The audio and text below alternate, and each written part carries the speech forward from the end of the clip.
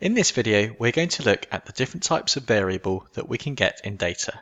We're going to use it to answer questions such as, from the variables in our data set, can you name a discrete, continuous, ordinal, nominal, and binary variable? Now, our data set has about 10 different variables. Broadly speaking, variables can either be quantitative or qualitative.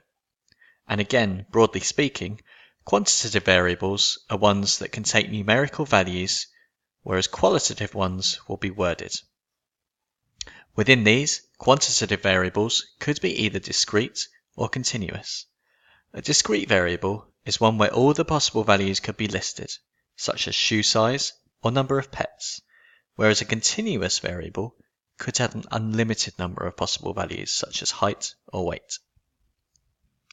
We can also make distinctions between qualitative variables too, although this doesn't actually fall under the scope of the A-level syllabus. We'll mention it now quickly though. Some words or categories will have a natural order. For example, if we were looking at the highest level of qualification a group of people have, degree would be above A-level, and A-level would be above GCSE, and so on. Now this is called an ordinal variable because there's a natural order. On the other hand, some words won't have a sensible order, such as car colours. There's no order amongst red, blue, grey, etc.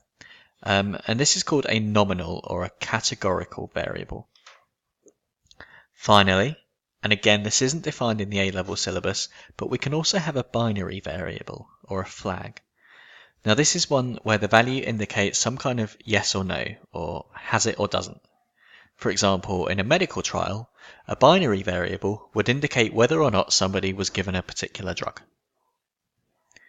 Pause the video and decide how you would categorize each of our variables in our dataset. Okay, let's go through these now. Gender is a nominal variable. It's worded and there's no natural order to genders.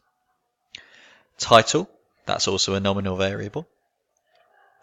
Now age is definitely quantitative, and it could be argued to be either discrete or continuous. Now obviously we can list all the possible values, but age could also be given to a higher degree of accuracy. For example, this person here could be 66 years, 16 days, 2 hours, 4 minutes, and so on.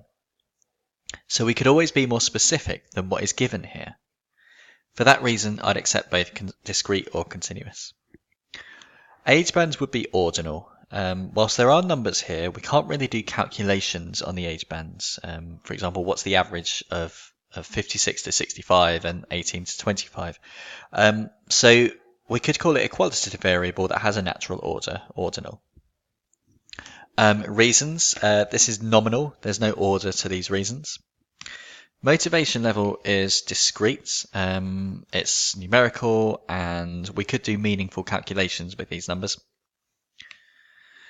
Family or friends, this is binary, so it's indicating just whether or not somebody had family or friends. It's very much a yes, no, has it or doesn't. Email sent is ordinal, they could be ordered by frequency. Social media interactions is discrete. Finally, the last three really highlight the subtleties in quantitative data. Now, January sugar has been asked for to the nearest 100 grams, and so discrete feels appropriate as we couldn't go in between those 100 gram bands. On the other hand, February sugar is a more specific measurement that's been rounded to the nearest gram, so that one errs on the side of continuous.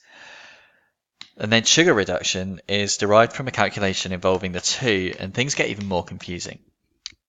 Now, the most important thing here is that you recognize that these are quantitative, and we can do calculations with them, and it doesn't actually matter what type of variable each is. It's just important to think about it to ensure that we don't try and do calculations on a certain variable that we that we shouldn't. So for example, if we were to turn email sent into a bar chart, we'd put the categories in their natural logical order.